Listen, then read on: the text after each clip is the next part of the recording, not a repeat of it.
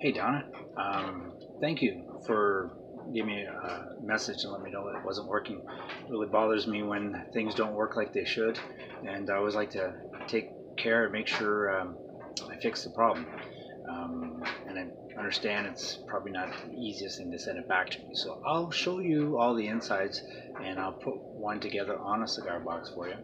Um, Here's what I'm going to be sending you. It's the jack, the quarter-inch jack, and there's a piezo pickup. And these are generally mounted, and I hot glue them on there, and I'll show you that. All the ends are soldered, and then after I've soldered them, at least these ones, I always tape up with electrical tape. And but things can happen either in transit, gets bumped around, or the solder itself with temperature change. I don't know, or I just didn't make a good solder connection like I thought I did. I try to check them all. I always check them before I send them out, make sure they work and they sound good. I'm pretty particular these days about how my guitars sound. When I first started, I just was so excited about making, and now it's like I play guitar, not 3-string, but I play a 6-string, and I like it to sound good, and I like it to have a good tuning all the way down the frets. And so I take great pride in what I do. So I'm glad that you like it, and hopefully with this video I can show you how to fix it. Okay, so when I make my guitars, when I make them out of wood like your little Coca-Cola there, this one is my burl. I can't remember if I put the corner notches on or not on that one that I made for you. But if I did, what you're gonna have to do is take off these little screws. They're on the side, on the top there, and then once you take those off, you'll see four heights of screws. There'll be 4 screws, and you can take that, and then the lid will come off. Of course, first you have to loosen up the strings. You got to take it all off, and you don't have to take them off the back. You can just take them off the top. Unfortunately, you might want to get new strings if that's the case. And I just usually buy regular guitar strings, and then I use the 5th, 4th, and 3rd. So when I buy light strings, that would mean to be like a 34 gauge, a 30, and a 20 something. But whatever you can find in the store, you can, if you're careful, put the strings back on, because they haven't been on very long, so they won't be wrecked or anything like that. Just that they're going to be hard to put back in and do that. And that might be another lesson that you might want to do, unless you play guitar and you know how to put the string. I don't know what you do know. So take the strings off, and then you'll have to take off these little protector things if they're there, and I'm pretty sure they are. If not, there are 4 screws. I always do the same thing, 4 screws, and then you can take off the top, and then you'll get to where piezo is. Now, you'll see that there's a little nut that holds this jack in place, and I think it's a number 10 if you're using a wrench or a socket.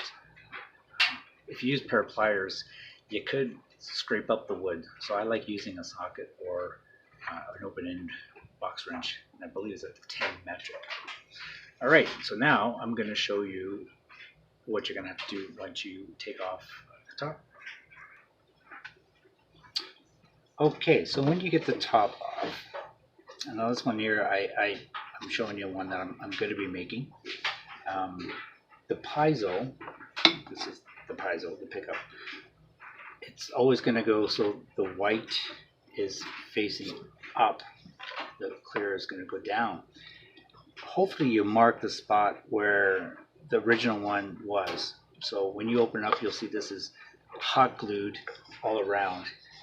So actually what I do is I put hot glue on there first, squeeze that down, and then put hot glue all around so it encases it. I don't put over the white, I just put all around the edges, and I'll show you that so it stays. So you're going to have to kind of use an X-Acto knife, probably, utility knife, just kind of, cut around.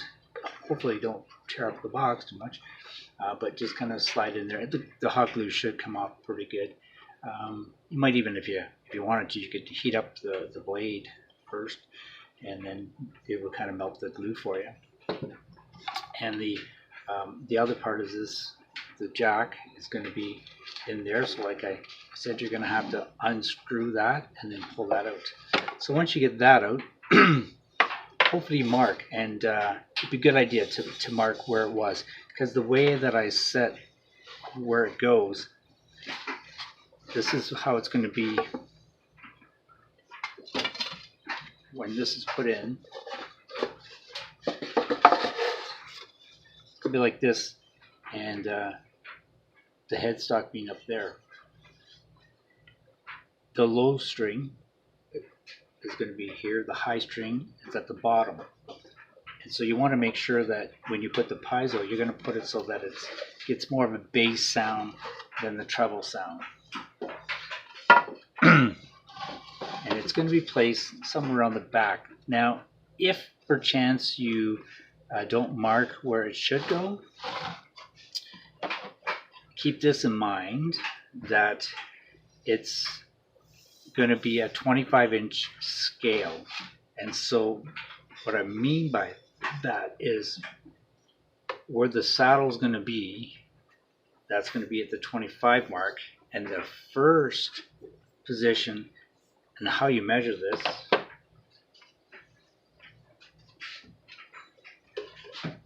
is the distance from the nut where the strings go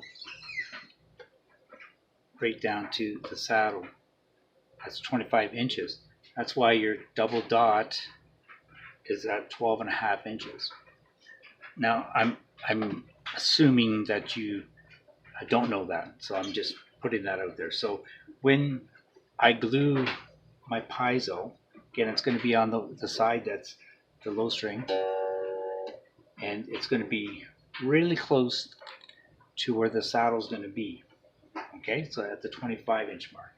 So you can measure yourself if you don't make a mark, and don't worry if it's not directly on there, because sometimes you have to move things around. I would also make sure that, and how you can do this, I've done it before when I first started, was I would take some green frog tape, and I would just tape, before I take the strings off, I would put some tape in there just to see where this saddle is lined up, and then you put it on both sides, and then you'll know where to put the saddle back. So that way, because it's been fine-tuned to make sure that you have good intonation. And what I mean by that is, you know that this is G, D, and G, so on the 12th fret, that G should be the same as the bottom G. That's how you know intonation. Again, I'm not sure if you knew that or not. I don't want to assume. Okay, so mark things where things were, and then you'd be pretty close. If you have to adjust it, you can, but at least if you mark everything first, and use a green marking tape, frog tape, and then you don't have to worry about sticking to anything. It won't leave a mark. All right, now I'm going to just, for all intents and purposes, figure out where I want my 25 mark to be, and I'm going to put it somewhere around there. Sometimes I like to have like 1.5 inches from the back of where it's going to be. So I'm going to make a mark 1.5 inches from the back end, so 25, and I got to give a little bit of leeway for where this is going to go. So I would say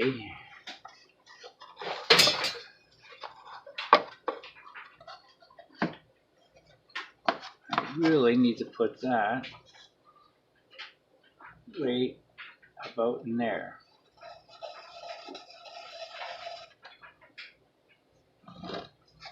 Okay, so I want to go somewhere around there. That's going to be 25 inches, 1.5 inches if you want to say from there. So I got my hot glue gun, and I mean, I bought this one at Michael's Crafts or whatever, but they do have them in the dollar store. I buy my glue sticks from the Buck store. and heat it up nice and good. And like I said, I'll first put some glue down on there, and then I'll take this, push it down into the glue, kind of hold it there for a bit. It's pretty hot. And then I even glue down the wires just so they don't go anywhere as well, and then all the way around, just in case that, because we don't want that coming off. Now, as you can see, I did not get it on the white part. It's the vibration that makes the electronic of it work. It goes by vibration, and that creates a electronic pulse that's going to go to your amplifier. So I'm going to let that kind of dry there a bit and cool down, and then we'll hook up the other part to there.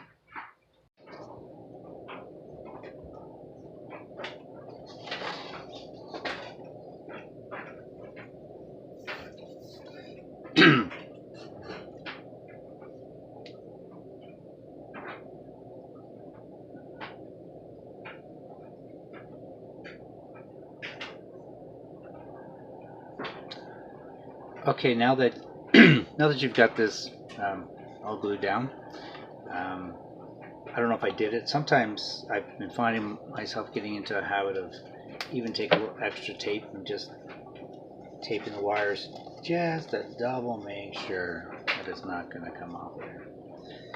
So now you can take your 1/4 inch jack, put it back through the hole, put the washer on, then the nut on. Make sure you don't cross thread it.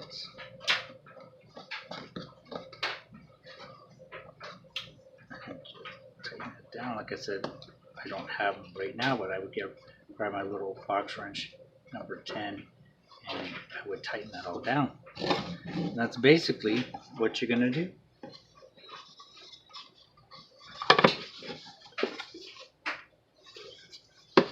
So take all the strings off, mark with the green tape where the saddle is, and then take the screws off the top, and then you can open up the lid. You might want to heat up a knife just to help melt that hot metal, or hot glue I should say. Ease off that, and you should be good to go. Put the new one. I'll send you this new one in the mail there tomorrow. It's Tuesday. Put in a little bubble envelope and send it off to you. So I hope that helps. If you have any questions, please feel free to send me another note. I'll try to help as much as I can. Like I said, the hardest thing probably in making the guitars is getting all the frets at the right distance, and I use a digital caliper for that. Just in case you're wondering, and probably not, but I can show you. I have this is my workbench here, as you can see, and oops, sorry. My friend had these wonderful drawer things, and I go around and I stock up always on cigar boxes. I've got all kinds of them. I don't know if you see in there. That's what I do. Anywho, that's it. Like I said, I'll send it out Tuesday, and if you have any problems, please feel free to give me another call. Send me a line.